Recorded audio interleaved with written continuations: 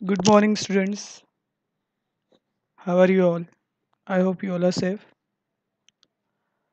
In today's lecture, we will see a poem 2.2 Indian Weavers जिसको सरोजिनी नायडू इन्होंने लिखा है।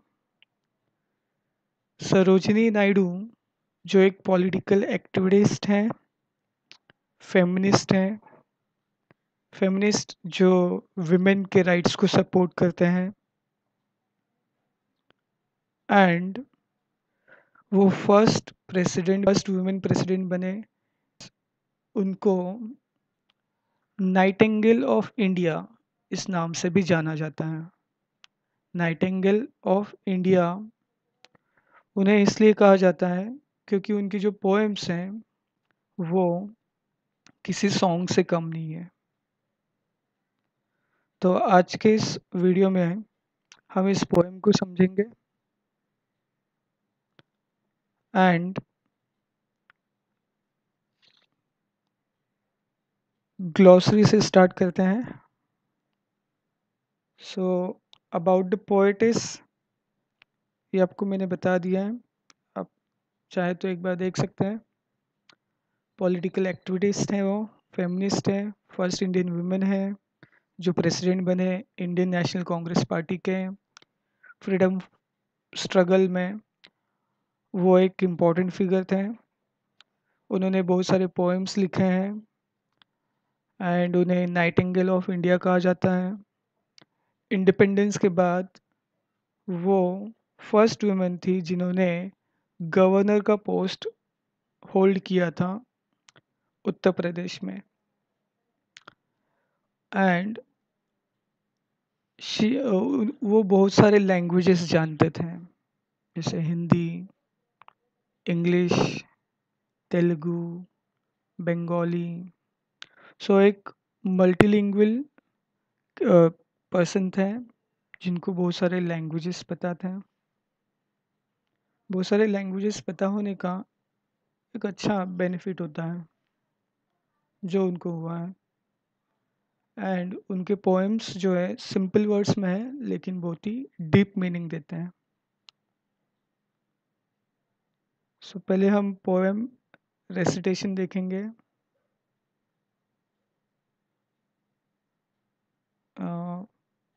ठीक है, पहले पोएम रेसिटेशन देखते हैं।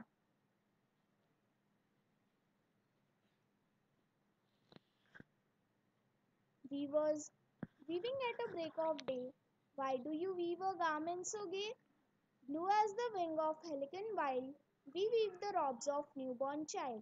Weavers, weaving at a fall of night. Why do you weave a garment so bright? Like the plumes of a peacock, purple and green, we weave the marriage veils of a queen. Weavers, weaving salmon and still. What do you weave in the moonlight chill? White as a feather and white as a cloud, we weave a dead man's funeral shroud. Thank you. So poem recitation से हमें समझना है कि किस तरीके से words को pronounce करना है। और जब हम पोएम रिसाइट करते हैं या पढ़ते हैं तो हमें समझ में आता है कि पोएम कितनी रिदमिक है, किस तरीके से उसमें सुर लगते हैं। पोएम सिंपल होते हुए भी इसमें कुछ इम्पोर्टेंट वर्ड्स है जिनका मीनिंग हमें समझना चाहिए। जैसे ब्रेक ऑफ डे जिसका मीनिंग है बिगनिंग ऑफ द डे, सुबह। गे यहाँ पे इसका मीनिंग है चीयरफुल, केयरफ्री, जो खुश हैं, जिसको किसी बात की कोई टेंशन नहीं है। हेल्सियन ये एक मिथिकल बर्ड है। ऐसा कहा जाता है कि ये किंग फिशर के जैसा है। किंग फिशर नहीं है, किंग फिशर के जैसा है, मिथिकल बर्ड है। वाइल्ड का मतलब यहाँ पे फ्री, जो नेचर से क्लोज है उसको वाइल्ड कहेंगे। रॉब्स, रॉब्स एस जो है उसको जेड प्रोनाउंस करेंगे। रॉब्स मतलब ऐसा ड्रेस जो हमारे बॉडी को completely कवर करता है। फॉल ऑफ नाइट यानी कि शाम का समय, फॉल ऑफ नाइट यानी कि नाइट की शुरुआत, रात की शुरुआत। प्लूम्स यानी कि बहुत ही सॉफ्ट फीदर्स, पंख जो होते हैं बर्ड्स के वो। मैरिज वेल, मैरिज वेल है ये, जिसका मतलब है ऐसा फाइन मटेरियल जो वुमेन के फेस को कवर करता है, जिसको हम हिंदी में घूंघट कह सकते हैं। नेक्स्ट वर्ड जो आप देख रहे हो वो है सोलेम। सोलेम यानी कि सीरियस, ऑनेस्ट, ग्रीम, गंभीर जिसको कहा जाएगा। स्टिल यानी कि क्वाइट, साइलेंट, चिल जो कोल्ड है, ठंडा है। लेकिन कोल्ड का मतलब यहाँ पे ठंडा उस तरीके से नहीं लेना है जिसमें प्राण नहीं है, जिसमें कोई लाइफ नहीं है, लाइफलेस है वो। वाइट क्लाउड, पोएम में वाइट क्लाउड भी आता है जिसका मीनिंग हम ले सकते हैं एम्प्टी, जो खाली है, जिससे अभी हम कुछ और उम्मीद नहीं रख सकते, जिससे बारिश होने के चांसेस नहीं है, ऐसा cloud.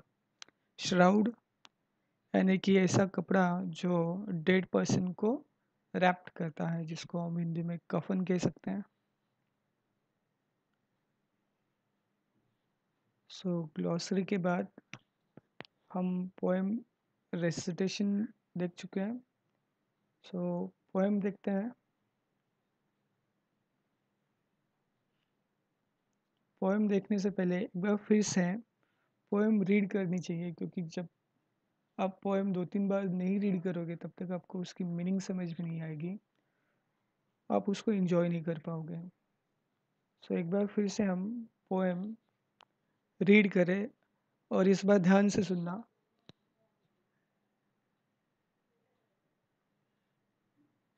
Weavers, weaving at break of day. Why do you weave a garment so gay? Blue as the wing of a halcyon wild. We weave the robes of a newborn child. Weavers, weaving at fall of night. Why do you weave a garment so bright?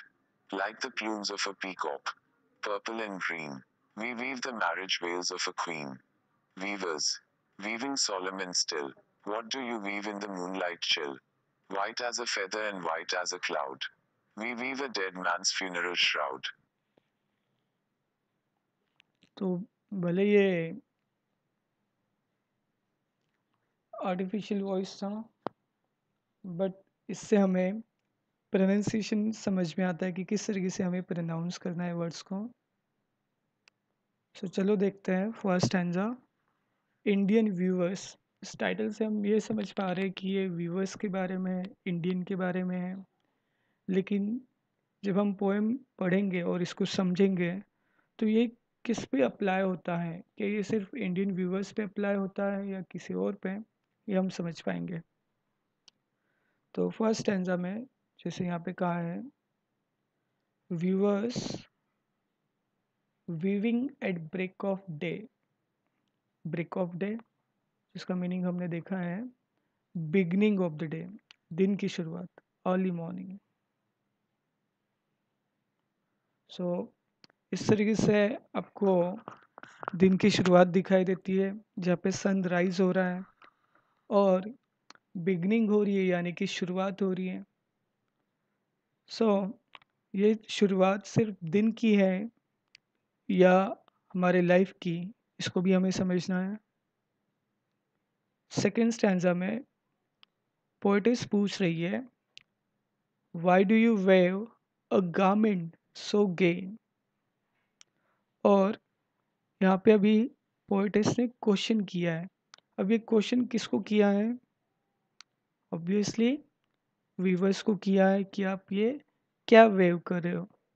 Y do you weave a garment so gay, कि आप जो ये garment यानी कि कपड़ा, सो आप जो ये कपड़ा बुन रहे हो वो इतना गे होके क्यों, या फिर इतना ब्राइट क्यों है।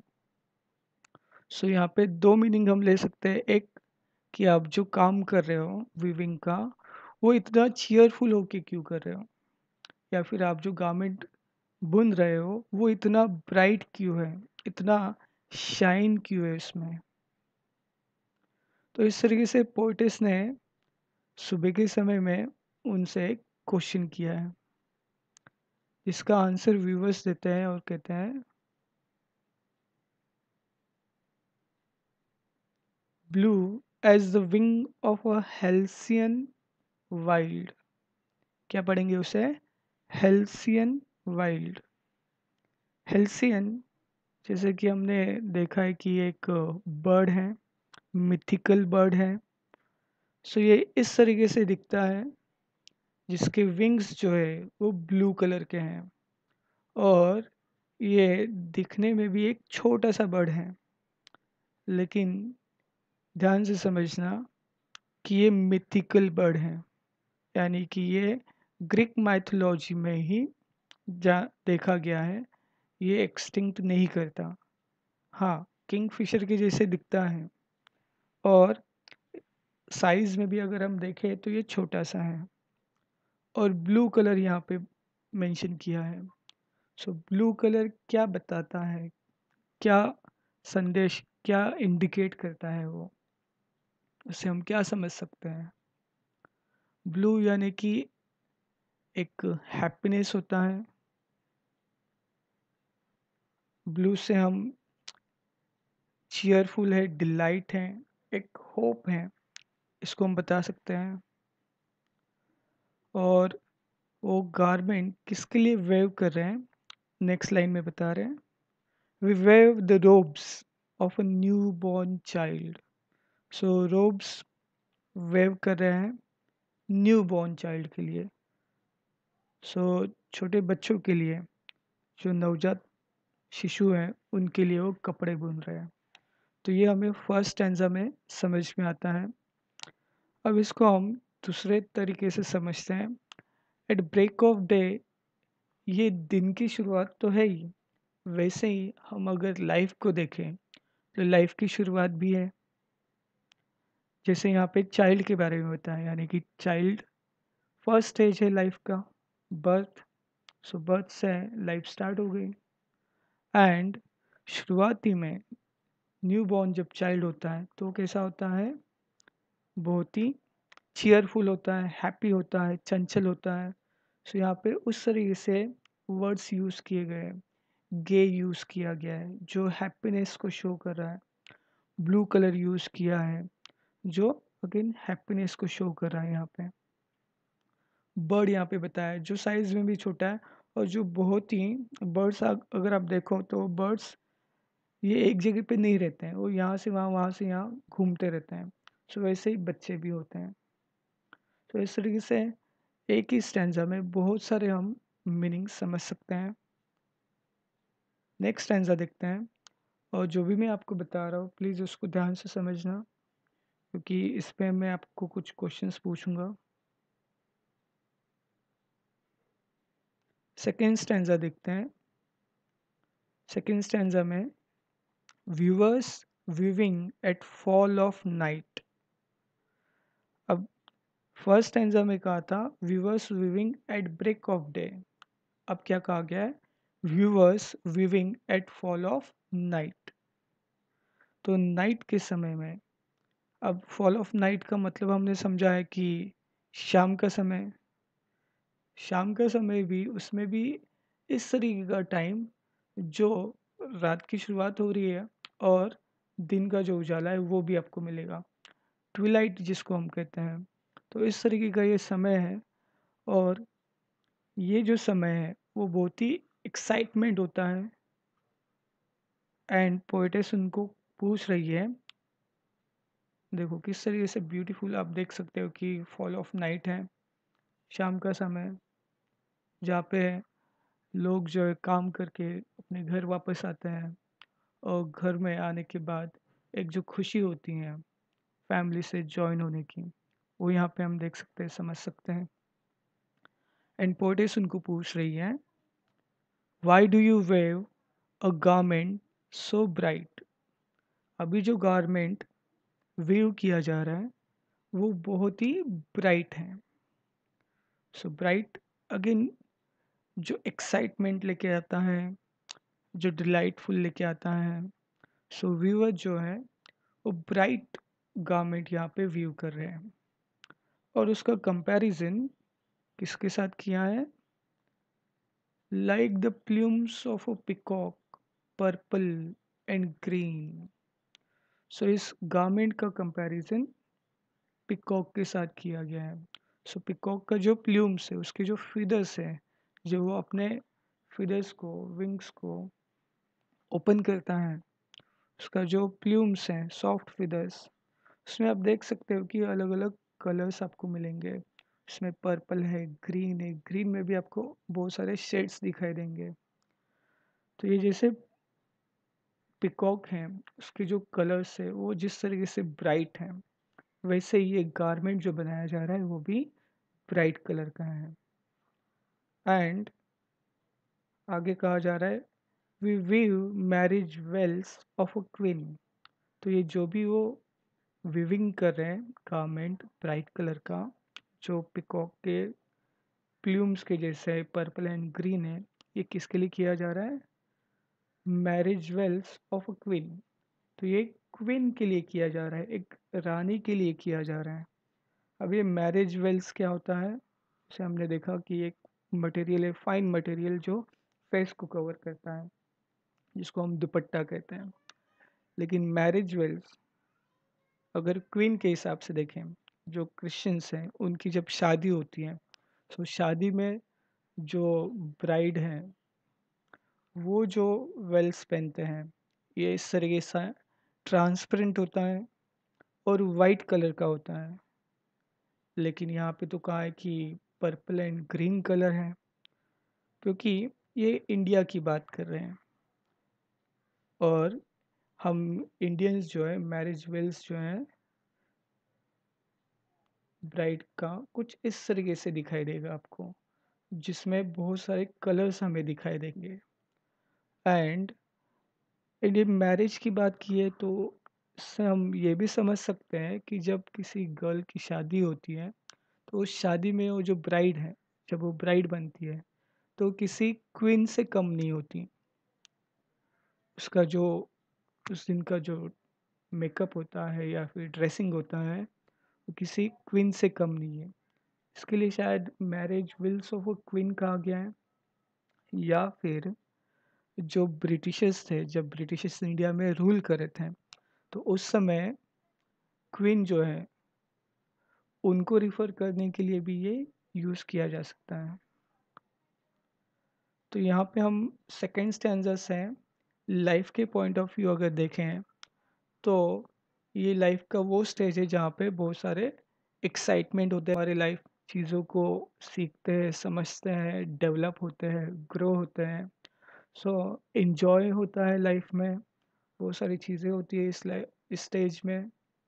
तो पहला स्टेज दिया था बर्थ का, सेकंड स्टेज दिया है एडल्टहुड का, जहाँ पे हम लाइफ को जी रहे, एंजॉय कर रहे हैं। देन उसके बाद आता है थर्ड स्टेज। थर्ड स्टेंजा में देखेंगे, जिसमें फर्स्ट स्टेंजा में पोइटेस कहती है, weavers weaving solemn and still. कि weavers weaving solemn and still.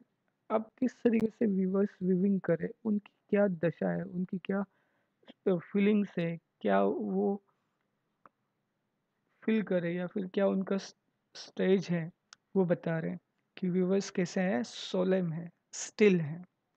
Solemn यानी कि जो सीरियस है, जो बहुत ही गंभीर है, ऑनेस्ट है, एंड स्टिल भी है, क्वाइट भी है।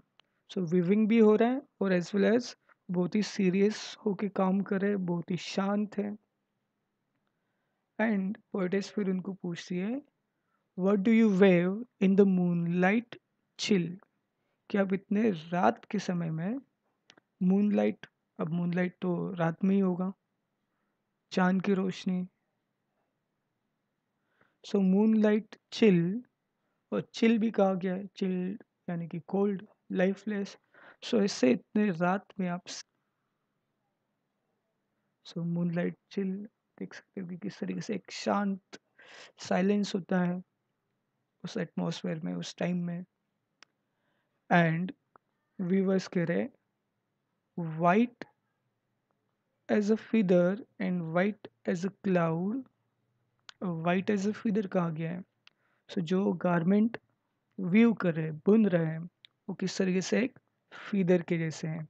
वाइट फीदर आप देख पा रहे हो यहाँ पे। वाइट एज अ क्लाउड, या फिर किसी क्लाउड के जैसे जो वाइट है। अब वाइट क्लाउड्स जो है उनसे हम बारिश की उम्मीद नहीं कर सकते क्योंकि वो एम्प्टी होते हैं अंदर से। सो ऐसा क्लाउड जिससे बारिश की उम्मीद नहीं है, ये ऐसा स्टेज जिसमें हम उनसे ज़्यादा एक्सपेक्ट नहीं कर सकते। क्या वो वीविंग करे लास्ट लाइन में दिया है और किसके लिए करे वो भी बता रहे हैं। We weave a dead man's funeral shroud. So last stanza में वो कह रहे हैं कि हम डेड मैन जो है, डेड पर्सन जो है, उसके फ्यूनरल के लिए जो श्राउड है, उसके लिए जो कफन है, उसको हम व्यू करें। अब डेड मैन यहाँ पे डेड है यानी कि लाइफलेस है, कोल्ड है, और बॉडी जो है एकदम कोल्ड हो जाती है। सो लास्ट स्टैंजा में पोएटिस ने लाइफ का जो लास्ट स्टेज है, डेथ, उसको बताया है। और इसमें बहुत सारे उन्होंने कलर्स, सॉरी, इसमें वाइट कलर उन्होंने यूज़ किया है, फेदर यहाँ पे यूज़ किया है। और फेदर देखा जाए तो ये बर्ड का ही पार्ट है अभी भी। सो हर एक स्टैंजा में हर एक स्टेज को पोएटिस ने बर्ड के साथ कंपेयर किया है। और हर एक स्टेज के लिए उन्होंने कलर्स यूज़ किए हैं। और वाइट कलर क्या सिंबलाइज करता है? वाइट कलर पीस को सिंबलाइज करता है, सेटिस्फैक्शन है लाइफ में, इसको बताता है। साइलेंस को सिंबलाइज करता है। तो इस तरीके से हर एक वर्ड जो पोएटिस ने यूज़ किया है अपने पोएम में, वो एक मीनिंगफुल वे से यूज़ किया है। अब हम एक बार पोएम को फिर से देखते हैं।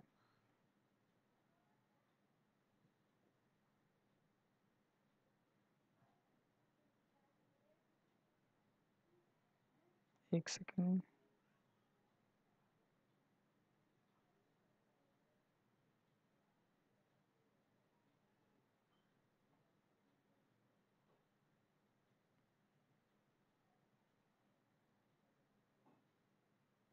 एक सेकेंड।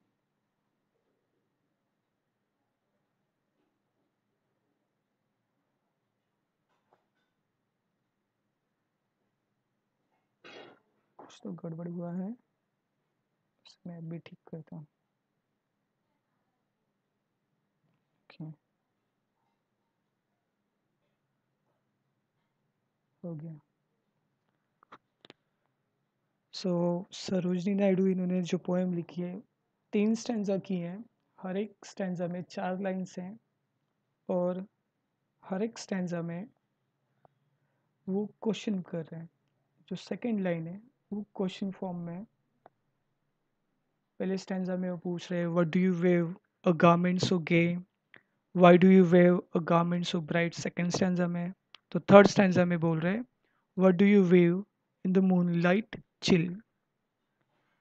एंड हर एक लाइन जो है स्टैंजा का, weavers weaving, weavers weaving, weavers weaving, इस तरीके से स्टार्ट हो रहा है, जो एक साउंड प्रेजेंट करता है, रिदम प्रेजेंट करता है, जिसको हम पढ़ते समय इंजॉय करते हैं।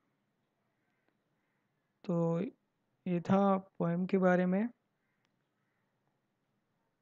पोएम की जो समरी है उसको हम समझते हैं।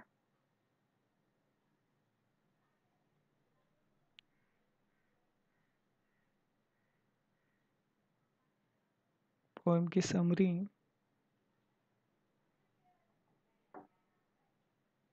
उसके लिए मैंने एक स्टूडेंट को कहा था समरी प्रिपेयर करने के लिए। तो उसने जो प्रिपेयर किया है मैं वो आपको दिखा देता हूँ।